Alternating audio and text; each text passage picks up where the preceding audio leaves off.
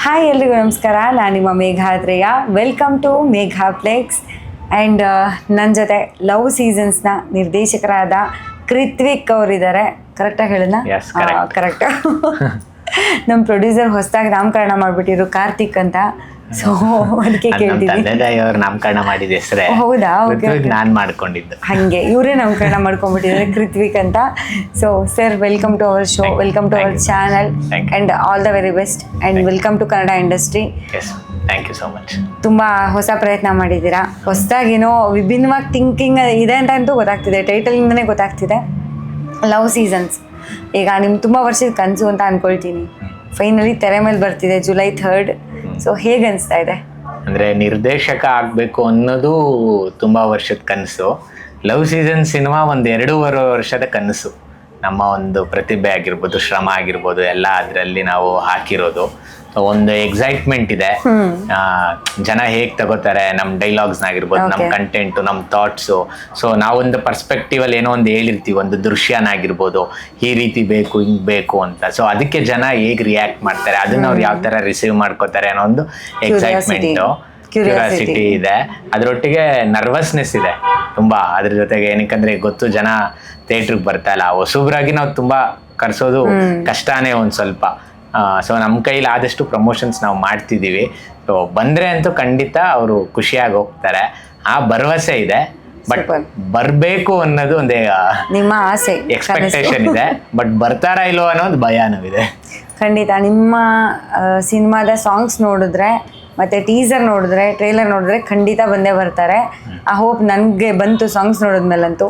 And teaser ತುಂಬ ಕಾವ್ಯಮಯವಾಗಿದೆ ಅಂತ ಅನಿಸ್ತು ನನಗೆ. ತುಂಬಾ ಅಂದರೆ ಬೇರೆ ಟೀಸರ್ಸ್ ಎಲ್ಲ ಹೇಗಿರುತ್ತೆ ಅಂತ ನಮ್ಗೆ ಗೊತ್ತು, ಜನರಲಾಗಿ ಬರೋದಿಲ್ಲ. ಬೀಟ್ಸ್, ಮ್ಯೂಸಿಕ್ಕು ಅಥವಾ ಇದ್ರ ಥರ. ನಿಮ್ಮದು ತುಂಬ ಒಂಥರ ಕವಿತೆ ಹೇಳ್ತಿರೋ ಥರ ಅನಿಸುತ್ತೆ ಟೀಸರು. ಅದ್ರ ಹಿಂದೆ ಇದ್ದಿದ್ದು ಥಾಟ್ ಏನು, ಏನಕ್ಕೆ ಹಂಗೆ ಮಾಡಿದ್ರಿ ಅಂತ? ಅಂದರೆ ನನಗೆ ಸಾಂಗ್ ಅನ್ನೋದು ಇದೆಯಲ್ಲ, ಅದು ನಮ್ಮ daily part of life. Cinema ಅನ್ನೋದು ಡೈಲಿ ಪಾರ್ಟ್ ಆಫ್ ಲೈಫ್ ಆಗದೇ ಇರ್ಬೋದು, but song daily part of life. Yellow travel ಮಾಡ್ತಿದ್ರೆ, ಎಲ್ಲೋ ಏನೋ ಒಂದು ವರ್ಕ್ ಮಾಡ್ತಿದ್ರೆ ಸಾಂಗ್ಸ್ ಕೇಳ್ತಾನೆ ಇರ್ತೀವಿ.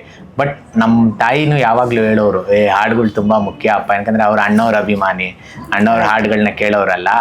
ಸೊ ಅವ್ರಿಗೆ ಹೆಂಗೆ ಬೆಳಿಗ್ಗೆ ಆಗಿದ ತಕ್ಷಣ ಅವ್ರು ಕೆಲಸ ಶುರು ಮಾಡಿದ್ರೆ ಟಿವಿಲಿ ಹಾಡುಗಳು ಓಡ್ತಾ ಇರುತ್ತೆ. ಸೊ ಹಾಡುಗಳು ನಿಂಗೆ ಚೆನ್ನಾಗಿ ಕೊಡಬೇಕು ಅಂತ. ಜೊತೆಗೆ ರವಿ ಸರ್, ರಕ್ಷಿತ್ ಶೆಟ್ಟಿ ಅವರು ಎಲ್ಲ ಹೇಳಿದ್ದಾರೆ, ಹಾಡುಗಳು ಚೆನ್ನಾಗಿ ಕೊಡ್ಬೇಕು, ಅದೇ ಇನ್ವಿಟೇಷನ್ ಅಂತ. ಸೊ ಅದು ನನಗೆ ಇನಿಷಿಯಲ್ ಡೇಸಿಂದನೂ ನನ್ನ ತಲೆಯಲ್ಲಿ ಸ್ಟ್ರಾಂಗ್ ಆಗಿ ಕೂತಿದ್ರಿಂದ ನಾನು ಸ್ವಲ್ಪ ಮ್ಯಾನಿಫೆಸ್ಟ್ ಆಯಿತು ಅನಿಸುತ್ತೆ. ಸೊ ಅದೊಂದು ಸ್ಟ್ರಾಂಗ್ ಇನಿಷಿಯೇಷನ್ ಇತ್ತು, ಸಾಂಗ್ ಚೆನ್ನಾಗಿ ಮಾಡಲೇಬೇಕು ಅನ್ನೋದು. ಸೊ ಅಫ್ಕೋರ್ಸ್ ಆ ಸೆಲೆಕ್ಷನ್ ಇದೆಯಲ್ಲ, ಲಿರಿಸಿಸ್ಟ್ಗಳಾಗಿರ್ಬೋದು, ಅದು ಆ್ಯಸ್ ಎ ಟೀಮ್ ಆಗಿ ಅವರ ಇವರ ಅಂತ ಡಿಸ್ಕಷನ್ ಆಗ್ತಾ ಬಟ್ ನನ್ನ ಅನಿಸಿಕೆ ಏನು ಅಂದರೆ, ನಮ್ಮ ಲೈಫಲ್ಲಿ ಒಂದು ಗುಡ್ ಇಂಟೆನ್ಷನ್ಸ್ ಇದ್ದರೆ ನಮ್ಮ ಲೈಫಲ್ಲಿ ಏನೇ ಆದರೂ ಅದು ನಮ್ಮ ಒಳ್ಳೇದಕ್ಕೇನೆ ಅದಾಗುತ್ತೆ. ಕೆಲವೊಂದ್ಸರಿ ಕನ್ಫ್ಯೂಷನ್ ಕ್ರಿಯೇಟ್ ಮಾಡುತ್ತೆ, ಅಯ್ಯೋ ಹಿಂಗಾಗೋಯ್ತಲ್ಲ, ಇದು ಸರಿನಾ ಅಂತ. ಬಟ್ ಒಂದಷ್ಟು ದಿವಸಗಳು ಕಳೆದ ಮೇಲೆ ಗೊತ್ತಾಗುತ್ತೆ, ಇಲ್ಲ ಇದಾಗಿದ್ದೇ ಸರಿ ಅಂತ. ಸೊ ಆ ಥರ ಕೂಡ್ಕೊಂಡ್ಬಂತು. ಅವರು ಲಿರಿಕ್ ರೈಟರ್ಸ್ ಆಗಿರ್ಬೋದು, ವೀರ್ ಸಮರ್ಥ್ ಸರ್ ಭೇಟಿ ಆಗಿರ್ಬೋದು, ಅವ್ರ ಜೊತೆ ವರ್ಕ್ ಮಾಡಿದ್ದಾಗಿರ್ಬೋದು, ಅದೆಲ್ಲ. ಸೊ ಟೀಸರು ಅಂತ ಬಂದಾಗ ಒಂದಷ್ಟು ಪರ್ಸ್ಪೆಕ್ಟಿವ್ಸ್ ವೇಸ್ ಇದೆ ಅದನ್ನ ಪ್ರೆಸೆಂಟ್ ಮಾಡೋದಕ್ಕೆ. ಸೊ ನಮ್ದು ಲವ್ ಸೀಸನ್ಸ್ ಅಂತ ಹೇಳಿದಾಗ, ಸೊ ಅದನ್ನ ಪ್ರೆಸೆಂಟ್ ಮಾಡೋದಕ್ಕೆ ನಾನು ಅದನ್ನ ಚೂಸ್ ಮಾಡಿಕೊಂಡೆ. ಒಂದು ಕಾವ್ಯಾತ್ಮಕವಾಗಿ ಹೇಳಿದ್ರೆ ಚೆನ್ನಾಗಿರುತ್ತೆ. ಯಾಕಂದ್ರೆ ಅದು ಜಯತೀರ್ಥ ಸರ್ ಕೊಟ್ಟಿದ್ದು 2 ಲೈನು. ಅದು ಗಾಲಿಬ್ ಅವರು ರೈಟರ್ ಇದಾರಲ್ಲ, ಅವ್ರು ಬರ್ದಿದ್ದು, ಅವಳೊಮ್ಮೆ ಮಿಂದಿದ್ದು ಹೋದಳು, ಅಲೆಗಳು ಇನ್ನೂ ಚಡಪಡಿಸುತ್ತಿವೆ ಅಂತ. ಸೊ ಅದನ್ನ ನಮ್ಮ ಸಿನಿಮಾಲ್ ಬಳಸ್ಕೊಂಡಿದ್ವಿ. ಅದು ಜಯತೀರ್ಥ ಸರ್ ಇಂಪ್ರೂವೈಸ್ ಮಾಡಿದ್ದು. ಸೊ ಆ ಡೈಲಾಗ್ನ ಪ್ಲೇಸ್ ಮಾಡಬೇಕು ಅಂದಾಗ ಅದಕ್ಕೊಂದು ಎಂಟ್ರಿಂಗ್ ಪಾರ್ಟ್ ಬೇಕು, ಇನಿಷಿಯಲ್ ಪಾರ್ಟ್ ಬೇಕು ಅಂತ ಅನ್ನಿಸ್ತು ನಮಗೆ ಟೀಸರ್ಗೆ. ಸೊ ಆವಾಗ ನಾನು ಅದನ್ನ ಯೋಚನೆ ಮಾಡಿ ಅದು ಬರ್ದಿದ್ದು, ಸಮುದ್ರ ಕಥನ ಅಂತೇಳಿ ಆ ಲೈನ್ಸ್ ಬರ್ದಿದ್ದಾರೆ. Very nice, super. ಆ್ಯಂಡ್ ನೀವು ಡೈರೆಕ್ಷನ್ ಮಾಡ್ಬೇಕಂತ ತುಂಬ ವರ್ಷದಿಂದ ಕನಸಿತ್ತು ಅಂತ ಹೇಳಿದ್ರಿ. ಆದರೆ ಲವ್ ಸೀಸನ್ಸ್ ಬಂದಿದ್ದು 2.5 ಇಯರ್ಸಿಂದ. ಆದರೆ ಇಷ್ಟು ವರ್ಷ ಆ ಕನ್ಸಿಟ್ಕೊಂಡವ್ರ ಜೊತೆ ಬದುಕೋದಿದೆಯಲ್ಲ, ಅದು ಸ್ವಲ್ಪ ಚಾಲೆಂಜಿಂಗ್ ಆಗೇ ಇರುತ್ತೆ. ಯಾಕಂದರೆ ಪ್ರಿಪ್ರೇಷನ್ಸು ಬೇಕು, at the same time luck ಕೂಡ ಬೇಕು. ನಿಮ್ಮದು ಜರ್ನಿ ಹೇಗಿತ್ತು? ಎಜುಕೇಷನ್ ಮುಗಿಸಿ ಆದಮೇಲೆ ಒಂದು ಥಾಟ್ ಬಂತಲ್ಲ, ನಾನು ಡೈರೆಕ್ಟರ್ ಆಗಬೇಕಂತ. ಆವಾಗಿಂದ ಈಗ 2 ಇಯರ್ಸ್ ಬ್ಯಾಕ್ವರೆಗೂ, ಲವ್ ಸೀಸನ್ ಸ್ಟಾರ್ಟ್ ಆಗೋವರೆಗೂ ಏನೇನೆಲ್ಲ ಮಾಡಿದ್ರಿ ಜೀವನದಲ್ಲಿ? ಇಲ್ಲ, ನನ್ನ ಫಸ್ಟ್ ಥಾಟ್ ಡೈರೆಕ್ಟರ್ ಆಗಬೇಕು ಅಂತಲ್ಲ, ಆ್ಯಕ್ಟರ್ ಆಗಬೇಕು ಅಂತಿದ್ದೆ ಆ್ಯಕ್ಚುಲಿ ನಾನು ಇನಿಷಿಯಲಿ.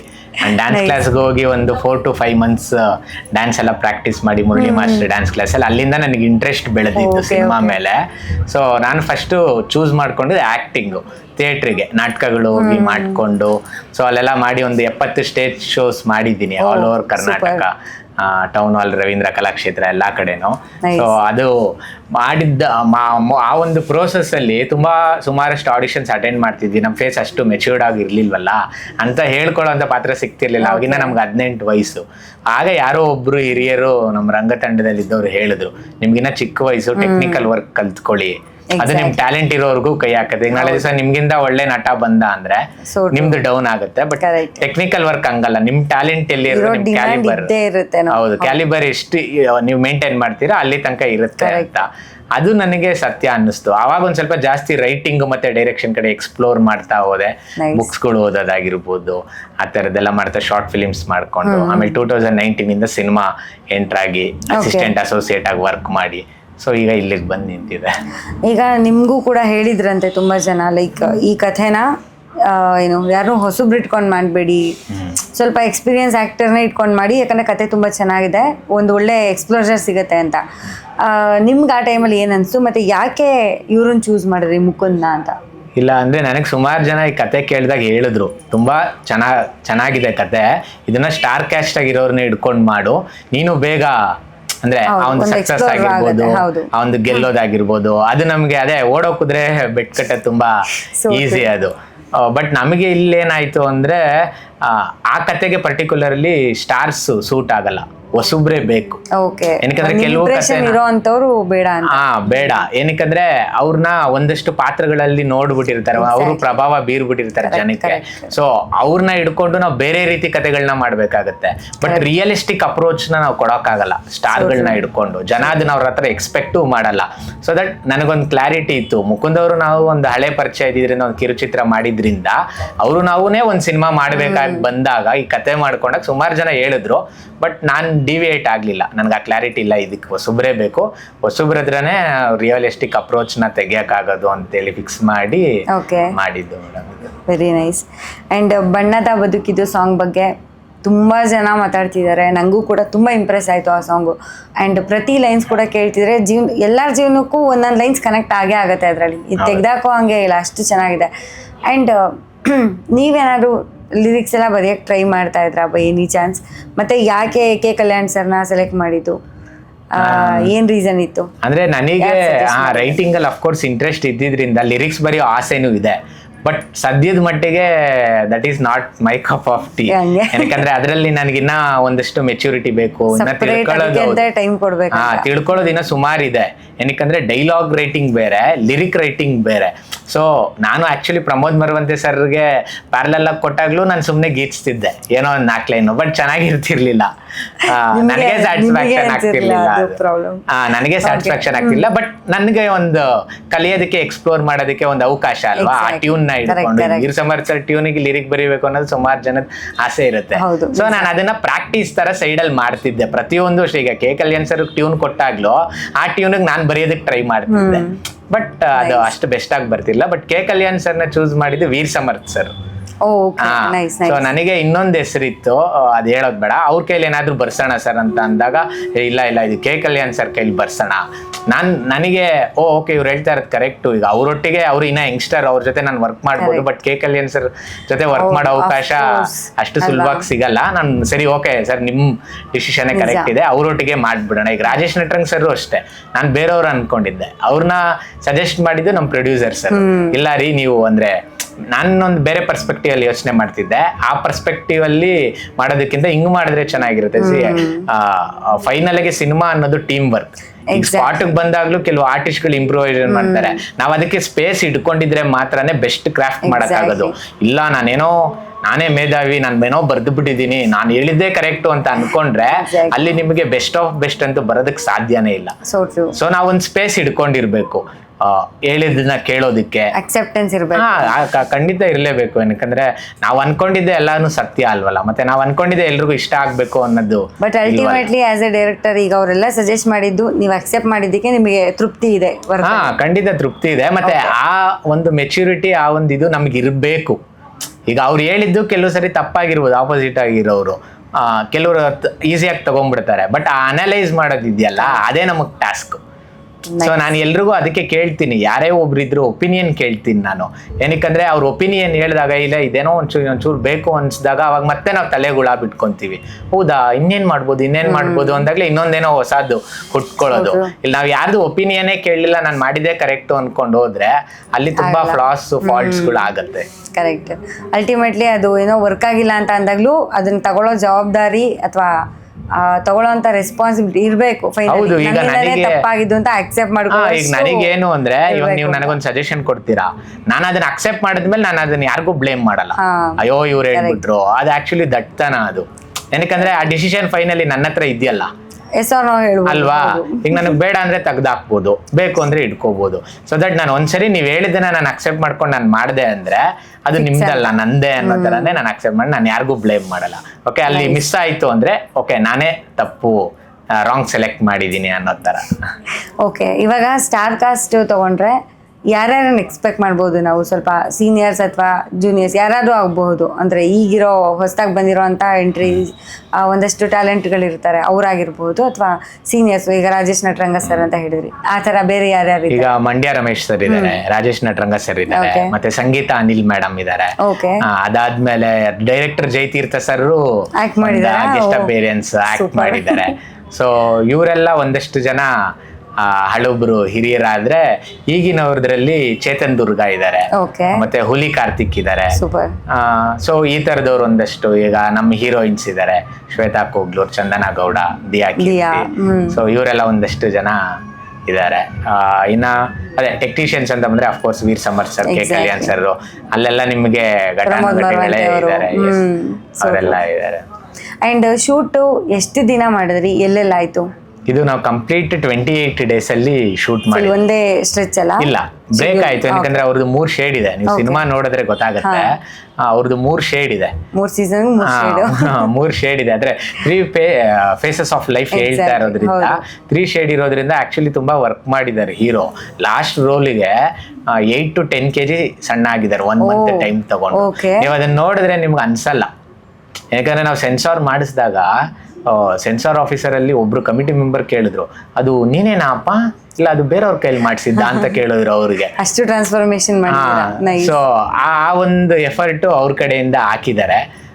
ಸೊ ಹಾಗಾಗಿ ನಾವು ತುಂಬಾ ಬ್ರೇಕ್ ಮಾಡ್ಕೊಂಡು ಮಾಡಿದ್ವಿ. ಬಟ್ ಓವರ್ ಆಲ್ ಅಂತ ಬಂದ್ರೆ 28 days ಕಂಪ್ಲೀಟ್ ಬ್ಯಾಂಗ್ಳೂರಲ್ಲಿ ಮಾಡಿದ್ದು. ಸೊ ಈಗ ಏನು ಹೇಳ್ತಾರಲ್ಲ, ಈಗ ಒಂದಷ್ಟು ಮಣ್ಣಿನ ಕತೆ ಅಂತ ಕಾಂತಾರ, ಮತ್ತೆ ಸುಮಾರಷ್ಟು ಹೇಳ್ತಾರೆ. ಸೊ ಅದೇ ತರ ಇದು ನಮ್ಮ ಬೆಂಗಳೂರಿನ ಒಂದು ಯೂತ್ಸ್ ಅವರ ಒಂದು ಕತೆ ಅಂತ ಹೇಳ್ಬೋದು. ಈಗ ರಾಮ್ ಅನ್ನೋ ಕ್ಯಾರೆಕ್ಟ್ರು ಸುಮಾರು ಹಲವಾರು ಬೀದಿಗಳಲ್ಲೂ ಇರ್ತಾರೆ. ಸೊ ರಶಿಕಾ ಕ್ಯಾರೆಕ್ಟ್ರು ಸುಮಾರು ಜನ ಇರ್ತಾರೆ, ಮೇರಿ ಕ್ಯಾರೆಕ್ಟ್ರು ಸುಮಾರು ಜನ ಇರ್ತಾರೆ. ಸೊ ನಮ್ ಚಂದನ ಅವ್ರು ಮಾಡಿರೋದು ಪವಿತ್ರ ಅಂತ ಕ್ಯಾರೆಕ್ಟರ್, ಅದಂತೂ ನಿಮ್ಗೆ out of the box character. ನೀವು ಸಿನಿಮಾ ನೋಡಿದ್ರೆ ಲವ್ ಸೀಸನ್ ಸಿನಿಮಾಲಿ ಆ ಕ್ಯಾರೆಕ್ಟರ್ನ ಯಾರು ಎಕ್ಸ್ಪೆಕ್ಟ್ ಮಾಡಿರಕ್ ಸಾಧ್ಯ ಇಲ್ಲ. ಈಗ ಅವ್ರು ಬಿಟ್ಕೊಟ್ಬಿಡ್ತಾರೆ ಅಂತ ಇವತ್ತು ಕರ್ಸಿಲ್ಲ ಅವ್ರನ್ನ. ಹಂಗೇನಿಲ್ಲ ಅಣ್ಣ. ಈಗ ಲವ್ ಸೀಸನ್ ಅಂತ ಒಂದು ಕತೆ ಮಾಡ್ಬೇಕಂತ ಅಂದ್ರೆ ಎಲ್ಲ ಒಂಚೂರು ಪರ್ಸನಲ್ ಎಕ್ಸ್ಪೀರಿಯನ್ಸು ಮ್ಯಾಟ್ರ್ ಆಗುತ್ತೆ ಕತೆ ಬರೀಬೇಕಾದ್ರೆ. ಆಲ್ರೆಡಿ ಹೇಳಿದ್ದೀರಾ, ಮೇರಿ ಅನ್ನೋ ಕ್ಯಾರೆಕ್ಟರ್ ಇರೋದು ಲೈಕ್ ನಿಮ್ಮ ಒಂದಷ್ಟು ಭಾವನೆಗಳು ಅಥವಾ ನಿಮ್ಮ ಪರ್ಸ್ಪೆಕ್ಟಿವ್ ಮೇಲೆ ಆ ಕ್ಯಾರೆಕ್ಟರ್ನ ಬಿಲ್ಡ್ ಮಾಡಿದ್ದೀನಿ ಅಂತ. ಸೊ ಹಾಗೆ ಈಗ 3 ಜನ ಹುಡುಗಿರಿದ್ದಾರಲ್ಲ, ನಮ್ಮ ರಿತ್ವಿಕ್ ಅಂತೀವಿ, ಕೃತ್ವಿಕ್ ಅವರ ಲೈಫಲ್ಲಿ 3 ಸೀಸನ್ ಬಂದಿತ್ತಾ ಯಾವತ್ತಾದ್ರು? ಅಂದ್ರೆ ಸೀಸನ್ ಅಂತಲ್ಲ, ಈಗ ನಾವೊಂದು ಸಿನಿಮಾ ಮಾಡ್ಬೇಕಾದ್ರೆ ನಿಮ್ಗೆ ಹಲವಾರಷ್ಟು ಕಡೆಯಿಂದ ವಿಚಾರಗಳನ್ನ ತಗೊಂತೀವಿ. ಕೆಲವು ಓದಿರ್ತೀವಿ, ಕೆಲವು ಆರ್ಟಿಕಲ್ಸ್ ನೋಡಿರ್ತೀವಿ, ಕೆಲವು ಇಂಟರ್ವ್ಯೂಸ್ ನೋಡಿರ್ತೀವಿ. ಅದ್ರ ಜೊತೆಗೆ ಒಂದಷ್ಟು ಇವೆಲ್ಲದಕ್ಕಿಂತ ಜಾಸ್ತಿ ಪರಿಣಾಮ ಬೀರೋದು ನಮ್ಮ ಜೀವನದಲ್ಲೇ ನಡೆದಿರೋ ಅಂಥದ್ದು. ಸೊ ಒಂದಷ್ಟು ಎಲಿಮೆಂಟ್ಸ್ ಇದೆ. ಸೊ ಪರ್ಟಿಕ್ಯುಲರ್ ಆಗಿ ಹಿಂಗೆ ಅಂತ ಹೇಳಕ್ಕಲ್ಲ. ಈಗ ಒಂದು ಪರ್ಟಿಕ್ಯುಲರ್ ಸೀಸನ್ ಅಂತ ತಗೊಂಡಾಗ ಅದ್ರಲ್ಲಿ ಒಂದಷ್ಟು ಎಲಿಮೆಂಟ್ ಎಲ್ಲ ಅಲ್ಲ. ಇನ್ನೊಂದು ಸಿನಿಮ್ಯಾಟಿಕ್ ಲಿಬರ್ಟಿಗೋಸ್ಕರ ನಾವು ಇಲ್ಲ 3 ಸೀಸನ್ ಆಗಿ ಆತರ ಏನಿಲ್ಲ. ಬಟ್ ಏನು ಅಂದ್ರೆ ಈಗ ಒಂದು ಎಕ್ಸಾಂಪಲ್ ಕೊಡೋದಾದ್ರೆ ಕ್ರಶ್ ಅನ್ನೋದು ಎಲ್ರಿಗೂ ಆಗಿರುತ್ತೆ. ಇವಾಗ ಜೀವನದಲ್ಲಿ ಯಾರೋ ಒಬ್ರು ನೋಡ್ತೀವಿ, ಒಂದು ಆಕರ್ಷಣೆ, ಅವ್ರನ್ನ ನೋಡಿದಾಗ ಇಷ್ಟಪಡ್ತೀವಿ. ಬಟ್ ಹೇಳ್ಕೊಳಕ್ಕೆ ಮೊದಲನೇ ಸರಿ ಯಾರಿಗೂ ಅಷ್ಟು ಧೈರ್ಯ ಇರಲ್ಲ. ಸೊ ಅದು ಪ್ಯೂರ್ ಲವ್ ಅನ್ನೋ ತರನು ಫೀಲ್ ಇರಲ್ವಲ್ಲ, ಬರೀ ಕ್ರಶ್ ಅಂತ ಅಂದಾಗ ಹೋಗಿ ಹೆಂಗ್ ಹೇಳ್ಕೊಳಕ್ಕಾಗುತ್ತೆ? ಹೌದು. ಅಂದ್ರೆ ಇವಾಗ ನೋಡಿದೀವಿ, ಏನೋ ಒಂದು ಇಷ್ಟ ಪಟ್ಬಿಟ್ಟಿದೀವಿ, ಬಟ್ ಅದಕ್ಕೆ ಒಂದು ಪರ್ಟಿಕ್ಯುಲರ್ ರೀಸನ್ ಇರೋದಿಲ್ಲ. ನಮ್ಗೆ. ಎಕ್ಸಾಕ್ಟ್ಲಿ. ಸೊ ಅದನ್ನ ಡಿಬೇಟು ಮಾಡಕ್ಕಾಗಲ್ಲ, ಎಕ್ಸ್ಪ್ಲೈನ್ ಮಾಡಕ್ಕಾಗಲ್ಲ. ಆ ತರದೊಂದು ತೊಳಲಾಟಗಳು ಸ್ಟೇಜ್ ಅದು. ಇನ್ನೊಂದ್ ಸೀಸನ್ ಅದು ಸಿನಿಮಾ ನೋಡ್ಬೇಕು ನೀವು. ಹೌದಾ? ಓಕೆ. ಇನ್ ಮಿಕ್ಕಿದ್ ಏನೇನಿದೆ ಅದು ನೀವು ಸಿನಿಮಾ ನೋಡಿದ್ರೆ. ಸರಿ, ಇನ್ನೊಂದು ಕ್ವೆಶನ್ ಇದೆ, ಅದಕ್ಕೆ ಯಾರು ನಂಗೆ ಕರೆಕ್ಟಾಗಿ ಆನ್ಸರ್ ಮಾಡಲಿಲ್ಲ. ನೀವು ಡೈರೆಕ್ಟರ್ ಅಲ್ವಾ, ನೀವೇ ಕರೆಕ್ಟಾಗಿ ಹೇಳಿ ಒಂದ್ಸತಿ ಹೆಂಗೆ ಅಂತ. ಈಗ 3 ಜನ ಹೀರೋಯಿನ್ಸ್ 3 ಸೀಸನ್ ಅಂತ ತಗೊಂಡ್ರೆ, ಬೇಸಿಗೆ ಕಾಲ, ಮಳೆಗಾಲ, ಚಳಿಗಾಲ ಅಂತ ತಗೊಂಡ್ರು, ಈ ಹೀರೋ ಏನು ಅಂದ್ರೆ ಆ ಒಂದು ಸೀಸನ್ಸ್ಗಳನ್ನ ಅನುಭವಿಸೋನು. ಸೊ ಇವಾಗ ಈ 3 ಜನ ಹೀರೋಯಿನ್ಗಳು ನಿಮ್ಗೆ ಒಂದೊಂದು ರೀತಿಯಾದ ಅನುಭವಗಳನ್ನ ಕೊಡ್ತಾರೆ. ಒಂದೊಂದು ರೀತಿ, ಕೆಲವರು ಬೇಸಿಗೆಗಾಲ ತರ ಕೊಟ್ರೆ, ಕೆಲವರು ಮಳೆಗಾಲ, ಕೆಲವರು ಚಳಿಗಾಲ ತರ. ಸೊ ಅದನ್ನ ಎಕ್ಸ್ಪೀರಿಯನ್ಸ್ ಮಾಡೋನೆ ರಾಮ್. Okay, nice. ನನ್ನ ಪರ್ಸ್ಪೆಕ್ಟಿವ್ ಸ್ವಲ್ಪ ಬೇರೆ ಇತ್ತು ಅವಾಗಲೇ. ನಾನೇನ್ ಅನ್ಕೊಂಡಿದ್ದೆ ಅಂದ್ರೆ ಈ 3 ಸೀಸನ್ಸ್ ನ ಕ್ರಿಯೇಟ್ ಮಾಡೋನು ಅಂದ್ರೆ ಸೂರ್ಯ, ಆ ತರ ಒಂದ್ ಕ್ಯಾರೆಕ್ಟರ್ ಅಂತ ನಾನು ಅನ್ಕೊಂಡಿದ್ದೆ. ಸೊ ಇವನು ಸೂರ್ಯನೂ ಅಲ್ಲ, ಚಂದ್ರನೂ ಅಲ್ಲ, ಸಾಮಾನ್ಯವಾದ ಮನುಷ್ಯ. ರಾಮನ ಹೆಸರಿಟ್ಕೊಂಡಿರುವಂತಹ ಕೃಷ್ಣ. ಕರೆಕ್ಟಾ? ಇಲ್ಲ, ಆಕ್ಚುಲಿ ನಿಜಾನೇ. ಬಟ್ ಏನಂದ್ರೆ ಫೈನಲಿ ನಿಮ್ಗೆ ಆ ರಾಮ ಕೃಷ್ಣ ಅವರೆಲ್ಲ ಏನ್ ನಿಮ್ಗೊಂದಷ್ಟು ವಿಚಾರ ಎಷ್ಟೋ ನಾವು ಓದಿರೋ ಪ್ರಕಾರ ಭಗವಾನ್ ಶ್ರೀಕೃಷ್ಣ ಕೂಡ ಕೆಲವೊಂದಷ್ಟು ವಿಚಾರದಲ್ಲಿ ಕನ್ಫ್ಯೂಷನ್ ಆಗಿದ್ದಾರೆ. ಅವ್ರಿಗೂ ಕೆಲವೊಂದಷ್ಟು ಹಿರಿಯರ್ ಗೈಡೆನ್ಸು ಅಥವಾ ಒಂದು ಡಿವೈನ್ ಫೋರ್ಸ್ ಅನ್ನೋದಿರುತ್ತೆ, ಅವ್ರ ದೇವರಾಗಿದ್ರು ಕೂಡ ಆ ಒಂದು ಗೈಡೆನ್ಸ್ನಲ್ಲೇ ಆಗಿದ್ರು. ಅದೇ ತರ ಸೊ ಮನುಷ್ಯನೂ ಅಷ್ಟೇನೆ. ಸೊ ಅದೇ ತರ ರಾಮ್ ಕ್ಯಾರೆಕ್ಟ್ರು ಅಷ್ಟೇ. ನೀವು ಹೇಳ್ದಾಗೆ ರಾಮ್ ಅಂತ ಕ್ಯಾರೆಕ್ಟರ್ ನೇಮ್ ಇದೆ, ಆ ಒಂದಷ್ಟು ಗುಣಗಳು ಇದೆ. ಸೊ 3 ಜನ ಅವನ ಜೀವನದಲ್ಲಿ ಬಂದು ಹೋಗೋದ್ರಿಂದ ಒಂದು ಲೀಲೆನೂ ಒಂದಷ್ಟು ಇದೆ. Nice, very nice. ಅಂದ್ರೆ ಈಗ ನಮ್ಮ ಡೈರೆಕ್ಟರ್ ಕ್ಲಾರಿಟಿ ಕೊಟ್ಟಿದ್ದಾರೆ. ಅವ್ರ ಲೈಫಲ್ಲಿ 3 ಸೀಸನ್ ಬಂದಿಲ್ವಂತೆ, ಜಸ್ಟ್ ಕೇಳಿದ ನೋಡಿದ ಕಥೆಗಳಿಂದ ಒಂದಷ್ಟು ತಗೊಂಡು ಇಮ್ಯಾಜಿನ್ ಮಾಡ್ಕೊಂಡು ನಮ್ಮ ಲೈಫಲ್ಲಿ ನಡೆದಿರೋ ಎಲಿಮೆಂಟ್ಸ್, ಬಟ್ ಕಂಪ್ಲೀಟ್ ಪಾರ್ಟ್ ಅಂತ ಹೇಳಕ್ಕಾಗಲ್ಲ. ಓಕೆ, ಆ ಎಲಿಮೆಂಟ್ಸ್ ಯಾವುದು ಅಂತ ಸಿನಿಮಾ ನೋಡಿದ್ಮೇಲೆ ನಾನು ಒಂದ್ಸತಿ ಕ್ಲಾರಿಫೈ ಮಾಡ್ಕೊಳಕ್ ಟ್ರೈ ಮಾಡ್ತೀನಿ. ಇನ್ ಕೇಸ್ ಇವ್ರಿಗೆ ಯಾರು ಲೈನ್ ನೋಡ್ತಾ ಇದ್ರೆ ಸ್ವಲ್ಪ ನೋಡ್ಕೊಂಡು ಮಾಡ್ಕೊಂಡು ಕಂಟಿನ್ಯೂ ಆಗಿ. ನಂಗೆ ಪ್ರೊಡ್ಯೂಸರ್ಗಳು ಲೈನ್ ನೋಡಿದ್ರೆ ಸಾಕು ನನಗೆ. ಶಿವ ನೆಕ್ಸ್ಟ್ ಸಿನಿಮಾ ಹುಡುಗಿರ್ ಲೈನ್ ನೋಡಿದೀನಿ ಅಂತಾರೆ, ಇವರು ಪ್ರೊಡ್ಯೂಸರ್ ಲೈನ್ ನೋಡಿಬೇಕಂತ. ನೋಡಿ, ಯಾರು ಖಾಲಿ ಇದ್ರೆ ಯು ಕ್ಯಾನ್. ಎಸ್, ಖಂಡಿತ. ಮತ್ತೆ ಇನ್ನೊಂದೇನು ಅಂದ್ರೆ, ಇನ್ನೊಂದು ವಿಷಯ ನೀವು ಹೇಳಿದ್ರಿ ಯಾರ್ಯಾರು ಆಕ್ಟರ್ಸ್ ಇದ್ರಲ್ಲಿ ಆಕ್ಟ್ ಮಾಡಿದ್ದಾರೆ, ಸೀನಿಯರ್ ಯಾರು, ಅಪ್ಕಮಿಂಗ್ ಜನರೇಷನ್ ಅವರು, ಯಂಗ್ ಜನರೇಷನ್ ಅವ್ರು ಯಾರು ಅಂತ. ಸೊ ಇದೆಲ್ಲ ಬಿಟ್ಟು ಇನ್ನೂ ಒಂದಿದೆ ಔಟ್ ಆಫ್ ದಿ ಬಾಕ್ಸ್. ಒಬ್ರು ಬಿಗ್ಗೆಸ್ಟ್ ಸೂಪರ್ ಸ್ಟಾರ್ ನಮ್ ಸಿನಿಮಾಲ್ ಬರ್ತಾರೆ. ಸಿನಿಮಾ ಕೊನೆಯಲ್ಲಿ ಬರ್ತಾರೆ, ಬಂದು ಒಂದು 20 seconds ನಿಮ್ಗೊಂದು ಮೆಸೇಜ್ ಹೇಳ್ತಾರೆ. ಅದೊಂದು ಗೋಲ್ಡನ್ ಸ್ಪೀಚ್ ತರ ನಿಮ್ಗೆ. ಸೊ ಅದನ್ನು ಅಷ್ಟೇ, ನೀವು ಯಾವ ಪರ್ಸ್ಪೆಕ್ಟಿವ್ ಅಲ್ಲಿ ತಗೊಂತೀರಾ ಅನ್ನೋದು ಮ್ಯಾಟ್ರ್ ಆಗುತ್ತೆ, ನಿಮ್ ಮೇಲೂ ಮ್ಯಾಟ್ರ್ ಆಗುತ್ತೆ.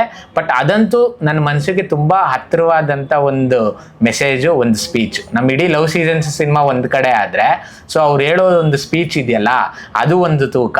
ಬಟ್ ಅವೆರಡು ಕಂಬೈಂಡ್ ಆಗಿ ನಿಮ್ಗೆ ಇಷ್ಟ ಆಗುತ್ತೆ. ಅಂದ್ರೆ ಸುಮ್ನೆ ಏನೋ ಅದನ್ನ ನಾವು ಬಳಸ್ಕೊಂಡಿದೀವಿ ಅಂತಲ್ಲ, ನಿಮ್ಗೆ ಅನ್ಸುತ್ತೆ ಕರೆಕ್ಟ್ ಆಗಿ ಬಳಸ್ಕೊಂಡಿದಾರಪ್ಪ ಇವ್ರು ಸಿನಿಮಾ ತೋರ್ಸಿದಕ್ಕೂ ಅವ್ರು ಹೇಳಿರೋ ಪದಗಳಿಗೂ ಒಂದು 20 seconds ಏನ್ ಲೈನ್ಸ್ ಇದೆಯೋ ಅದಕ್ಕೂ ನಿಮ್ಗೆ ನೀಟಾಗಿ ಮ್ಯಾಚ್ ಆಗುತ್ತೆ, ಇಷ್ಟ ಆಗುತ್ತೆ.